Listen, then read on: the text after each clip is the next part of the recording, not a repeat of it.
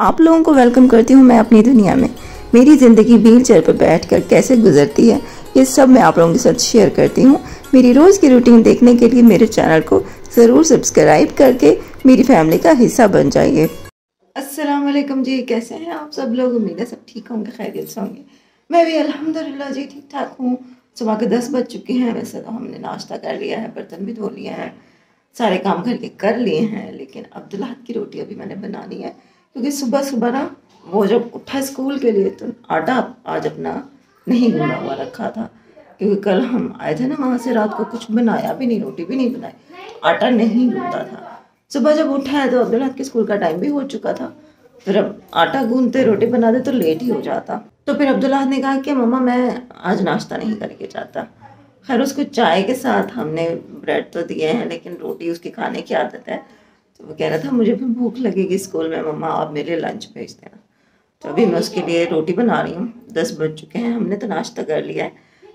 अब अब्दुल्लाह की रोटी बनाती हूँ और अंडा रखा हुआ है, अंडा पराठा उसको बना के ना अम्मी फिर जाके उसको दे आती हैं।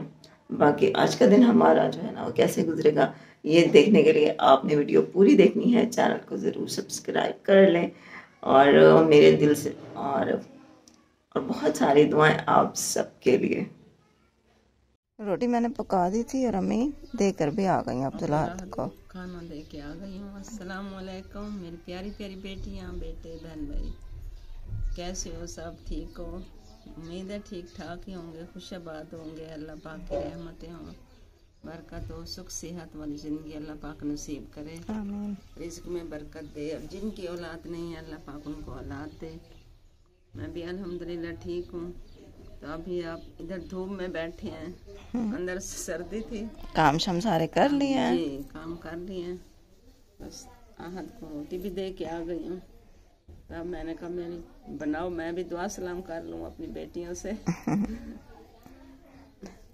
धूप में बैठे हुए हैं, मैं सोच रही हूँ अब ये सॉक्स में उतार दूँ। अब धूप भी काफी, धूप भी आज भी काफी तेज है।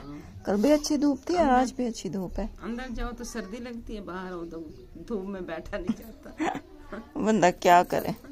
मैं स्कूल से आ गया हूँ और आगे मैंने कपड़े चेंज किया है और अब कल से मेरे पेपर स्टार्ट हो चुके हैं सालाना, और इसलिए कल मेरा ड्राइंग का पेपर है और मैं अम्मी से आज पैसे लूँगा, कलर लेने जाऊँगा, कलर लेके ड्राइंग भी बनानी है वो भी बनाऊँगा, फिर सिपारा पढ़ने के लिए जाना है वो जाऊँगा, फिर वहाँ से आके अपने नानी के घर जाना है। मम्मा ने बताया होगा उनका एक्सीडेंट हो गया था, उनसे भी कुछ पूछने जाना है उनका, और उनकी तबीयत भी पूछने जानी है।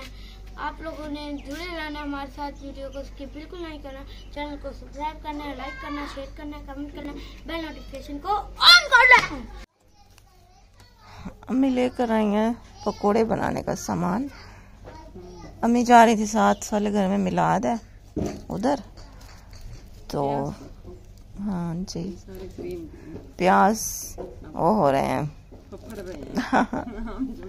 हाँ जी, इनको अगर ज़मीन में लगा देना तो ये पौधे जल्दी बन जाएंगे। आजकल इनका सीज़न होगा ना सब्जियों का। तो अम्मी लेकर आई हैं फिर पकोड़े बनाने का सामान, पकोड़े बना लूँगी मैं। ये दही भी ले आई हूँ। हाँ जी, हाँ जी, ये चटनी बनाएंगे और पकोड़े भी थोड़ी देर तक ना बनाएं, थोड़ी देर तक ही बनाएंगे, है ना।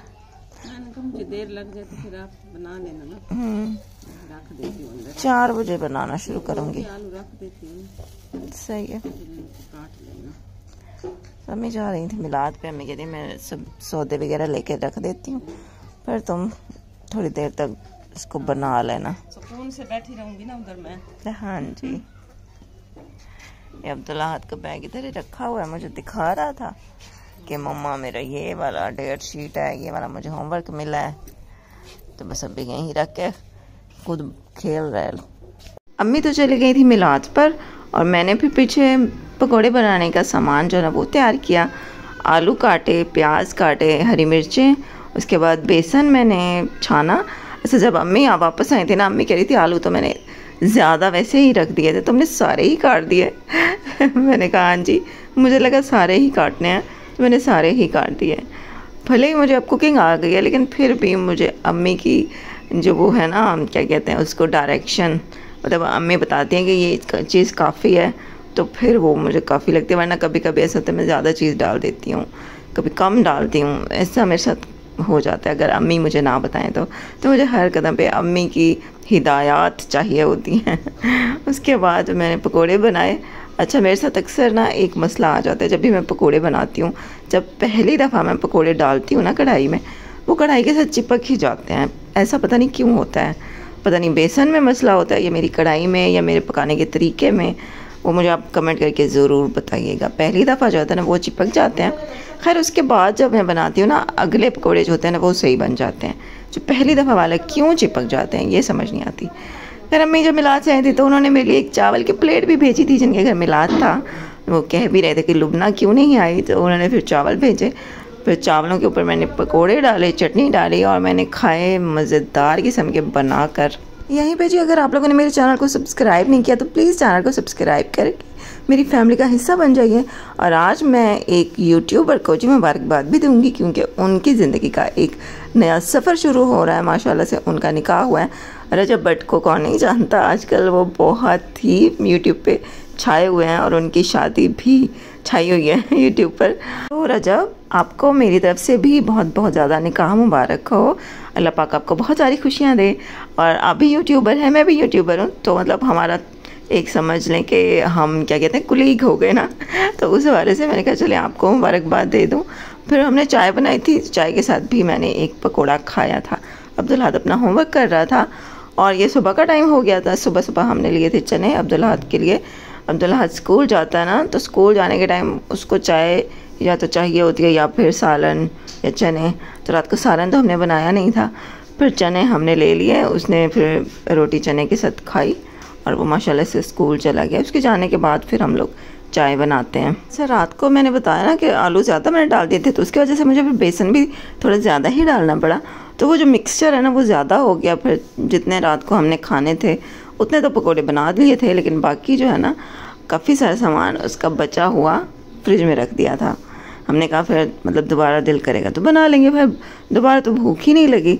फिर सुबह के टाइम अम्मी ने आइडिया दिया, अम्मी कहती हैं वो जो मिक्सचर रखा हुआ है ना उसकी रोटी बना तो मैंने कहा अम्मी आलू इसमें जो है वो गल जाएंगे क्या उतनी देर में? अम्मी ने कहा हाँ देखते हैं शायद गल ही जाए। फिर मैंने ना वो वैसे भी वो पतला हुआ पड़ा था मिक्सचर जो था, वो जैसे चीला बनता है उसी टाइप का ही मतलब तवे पर डाला और वो रोटी बना ली। और फिर मैंने आँच हल्की रखी ताकि हल्के हल्के पकता रहे, ताकि उसके अंदर जो आलू हैं वो भी गल जाएं। और फिर चाय के साथ वो बड़ी मज़े की लगी यार, जैसे वो मिस्सी रोटी होती है ना वैसे ही बन गई। अल्हम्दुलिल्लाह अच्छी बन गई और आलू भी गल गए थे। हल्की आंच पे पकाई थी ना, तो नमक मिर्च मतलब बिल्कुल जैसे वो मिस्सी रोटी बनती है वैसे ही बन गई थी। बड़ी मज़े की बनी और टूटी भी नहीं थी। और इसमें ये ख़ास बात होती है बेसन की रोटी आसानी से बन जाती है, टूटती नहीं है। जैसे चावल की आटे की रोटी होती है ना उसमें तो मतलब 100 तरले करने पड़ते हैं कि टूटे ना। खैर जी ये था हमारा आज का ब्लॉग। उम्मीद है आपको अच्छा लगा होगा। कल मिलते हैं। अल्लाह हाफिज़।